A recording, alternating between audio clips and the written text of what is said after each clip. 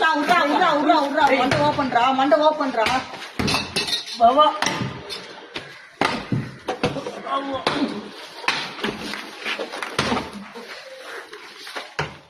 வணக்கம் மக்களே, welcome to voice of brothers.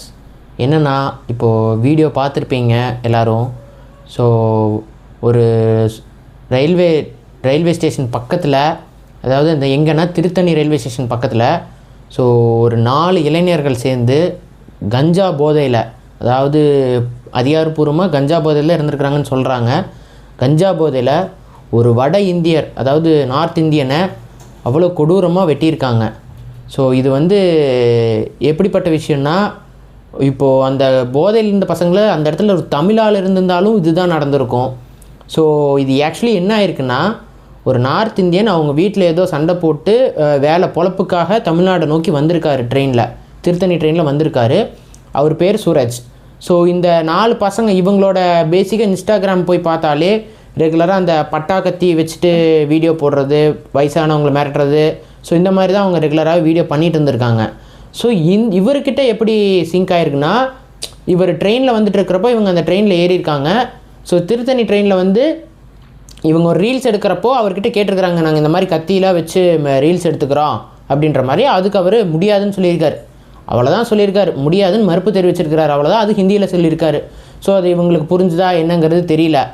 So அதுக்கு கோவப்பட்டு ட்ரெயின்லேயும் ரீல்ஸ் போட்டிருக்கானுங்க. ட்ரெயின்னதும் இவரை ட்ரெயினுக்கு பக்கத்தில் ஒரு பில்டிங்கில் கூட்டிகிட்டு போய் சர்ற மாதிரியாக வெட்டியிருக்கிறானுங்க. அதுவும் வெட்டும்போது ஒருத்தன் சொல்கிறான், மண்டை பொழக்குது, ரத்தம் வருது அப்படிங்கிறான். ஸோ அதை சொல்லவும் அவனை அந்த வெட்டுறானுங்க. ஸோ நல்ல வேலை இவனுங்களுக்கு அந்தளவுக்கு எதுவும் கத்தியை கையால் தெரிலங்கிறனால அவர் உயிரோடு இருக்கிறாரு. ஒரு வேளை கத்தியை நல்லா யூஸ் பண்ண தெரிஞ்சவன் வெட்டியிருந்தான்னா, தெளிவாக வெட்டியிருந்தா அந்த சூரஜ்ன்றவர் இந்நேரம் உயிரோடே இருந்திருக்க மாட்டார். ஸோ இப்போ ஹாஸ்பிட்டலில் ட்ரீட்மெண்ட்டில் இருக்கார். பொழைச்சிட்டாரு. பட் ஆனால் அவருக்கு பின்னாடி என்னென்னலாம் பாதிப்பு வரும்னு சொல்லி இனிமேல் தான் தெரியும்.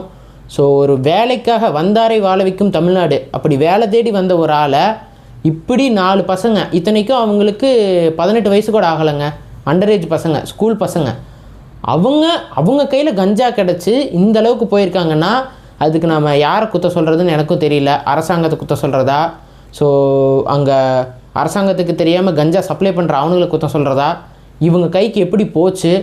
ஸோ இது வந்து போலீஸ் தீவிரமாக ஆக்ஷன் எடுத்து, ஸோ எப்படி இவங்க கைக்கெல்லாம் கஞ்சா வருது, ஸோ இதுக்கான சோர்ஸ் என்னங்கிறத கண்டுபிடிச்சி இதை எந்த அளவுக்கு கண்ட்ரோல் பண்ணுறாங்களோ அந்தளவுக்கு இந்த தப்புகள்லாம் கொஞ்சம் குறையலாம்.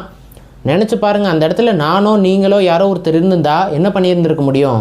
ஒன்றுமே பண்ணிட்டு இருக்க முடியாது. 4 பேர் நிற்கிறானுங்க, 2 பேர் நல்ல பெரிய பட்டாக்கத்தையாக வச்சு வெட்டுறானுங்க. ஸோ திருப்பி தாக்குதல் பண்ணுறதுக்கு ஒன்றும் பண்ண முடியாது, தப்பிச்சு போகவும் முடியாது. அவர் கத்துன சவுண்டு கேட்டு பக்கத்துலேருந்து யாரோ வந்து பார்த்து சத்தம் போட்டு இவனுங்க ஓடி இருக்கிறானுங்க. ஸோ அதை போலீஸ் வந்து இன்வெஸ்டிகேஷன் பண்ணி அரெஸ்ட் பண்ணி இப்போ அவங்கள சிறுவர் சீர்திருத்த பள்ளியில் தான் போட்டிருக்கிறாங்க. ஏன்னா 18 வயசு முடியாதனால எதுவுமே செய்ய முடியாது, அந்த பள்ளியில் தான் கொண்டு போய் போட முடியும். இதே 18 வயசு முடிஞ்சிருந்தால் கூட அவங்க மேலே ஏதோ கேஸ் போடலாம்.